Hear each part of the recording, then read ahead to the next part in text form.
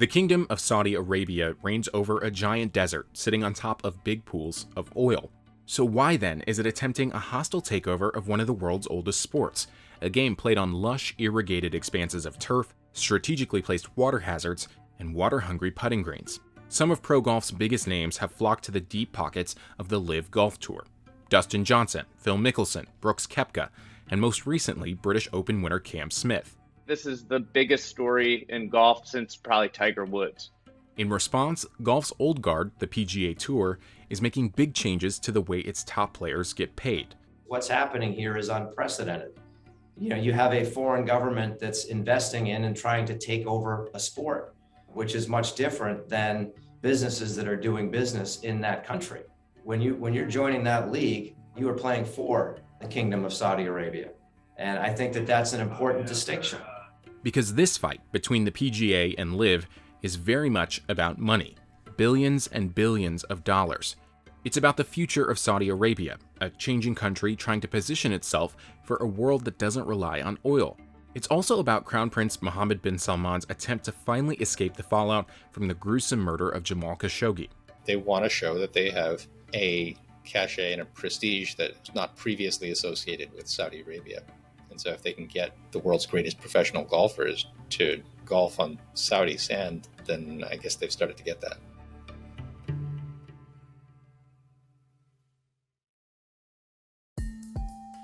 When you look back on it, it seems so obvious where the weaknesses were in the tour and why this startup overcame a Goliath company.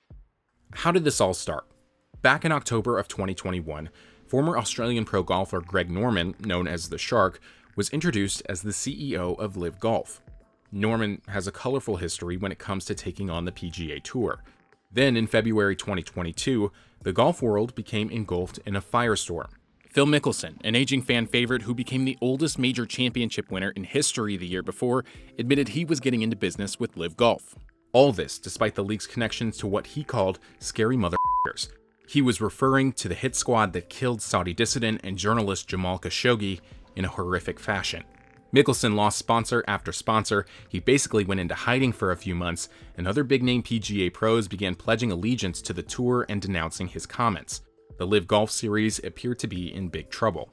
Then a few months later, it wasn't. Dustin Johnson, a former #1 ranked golfer in the world, announced he was joining the rival tour. That opened the floodworks. Evolution can be uncomfortable, but we love this crazy game enough to try. So join us, because the future we see is bright. The future of golf is here. They have attracted some of the biggest names in the sport with huge signing bonuses. 200 million have been reports for Phil Mickelson, and upwards of 100 million for a lot of the players such as Bryson DeChambeau, Brooks Koepka, Dustin Johnson. And what matters is the superstars, and what is going to attract them is the guaranteed money, and we're going to pay them like the superstars they are, and for all the revenue that they're driving to the PGA Tour, they're going to get a bigger share of that at LIV because we only have 48 players and we're going to generate more money. For the rest of the 2022 golf season, every major and big tournament became overshadowed by the latest high-profile departure to the LIV Golf Series. This is Mohammed bin Salman, Crown Prince of Saudi Arabia. And this is Neom, the future city he has already committed $500 billion to turn desert rock and sand into an overnight metropolis. For years, Saudi leaders have been getting news from their advisors saying that if oil ever runs out, or if people don't need your oil anymore, then Saudi Arabia is screwed. So MBS was the first leader who came around and said, all right, we're actually going to try something. Bin Salman is a chief architect of the Saudi Vision 2030 plan, an ambitious project to diversify the kingdom's economy away from oil. Tourism, tech, entertainment, MBS wants Saudi Arabia to rival nearby city-states like Dubai and Abu Dhabi. MBS is effectively unlimited in his power. He has had delegated to him the power of the King of Saudi Arabia, his father, which means that what he says goes. And that's allowed him to essentially make a deal with Saudis and with the world outside Saudi Arabia regarding his reforms. He says, I'm going to change the economy. I'm going to change the relations between the sexes. I'm going to limit the power of conservative religious forces. And in exchange, you're going to not limit my power at all. You're not going to have any political diminishment of what I can do. Saudi Arabia is rich. Its state-owned oil company, Saudi Aramco, is the largest company in the world. The $620 billion public investment fund is also one of the largest sovereign wealth funds in the world. That's the major financial backer of the LIV Golf Tour. This is a commercial investment that a fund is making, a private equity fund is making in the world of golf. And they do business all over the world, including in many companies in the United States. So we are just one of those. But it needs foreign investment and outside business partners in order to pull this all off. And that's where sports comes in. Golf is a unique professional sport. Outside of a few times a year, there are no set teams. So instead of having to pay a couple $1 billion to buy a single team, like the public investment fund did with Newcastle in England's Premiership, it took a couple $1 billion and created a whole new league. Saudi Arabia has been looking for any way to really own a whole space, and they saw LIV Golf as one of the ways. It's not like they're going to just own one team in a league.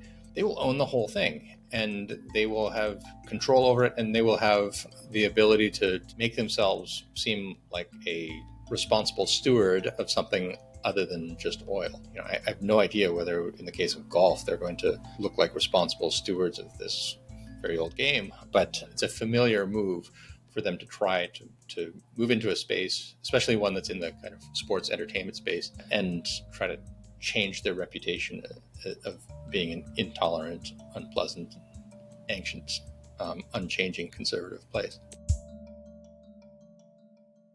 The top golfers in the LIV Tour and PGA are now locked in a high-stakes legal battle. In response to their rival, PGA Tour leaders banned the LIV Tour golfers from playing in the rest of the 2022 season. Turns out the LIV golfers still wanted to compete in PGA events, so they filed a lawsuit over it, accusing the PGA of running a monopoly. The allegation that's being made is first that the PGA Tour has a monopoly over some form of a golf market or golf labor market, and second, by excluding those players that were to compete in the LIV Tour, that PGA is engaging exclusionary conduct, which is meant to strengthen a monopoly or attempt to booster a monopoly. Like any high-stakes legal battle, it's going to take a long time to see who comes out on top. This is one of these very rare cases in antitrust where law transects with politics. And it's not something that I've seen very much. I mean, if you ask me from a purely political level, to be really frank, I have some concerns. I have concerns about the Saudi government funding huge amounts of money into the United States. I have some concerns about the relationship with Donald Trump, quite frankly, with all of the ongoing investigations into the former president and not knowing the way that will play out. But if you leave aside political concern, and we look at this within the structure of just simply the behavior and an antitrust analysis, the Section 2 claim has very real weight behind it, presuming the players are able to show monopoly power. That will be their biggest challenge. In the meantime, there's another battleground, the system that ranks golfers internationally. Right now, LIV Golf events don't factor in what's called the official World Golf Ranking System. That's how most golfers get to play in the majors: the Masters, US Open, PGA Championship, and the British Open.